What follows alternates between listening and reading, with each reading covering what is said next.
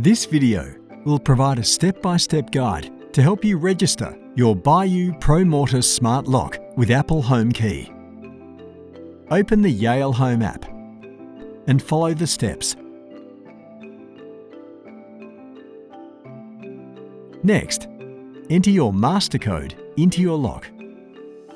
Remove the top battery cover and press the R button.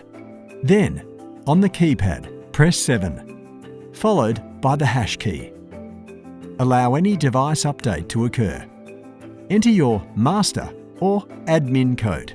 Then press the R button. Then input 0 hash, 1 hash, 1 hash. Open the Apple Home app and tap Add Accessory. Scan the setup code on your lock. Select your lock and tap Add to Home. Now choose your lock location and give it a name. Finally, tap Add Home Key.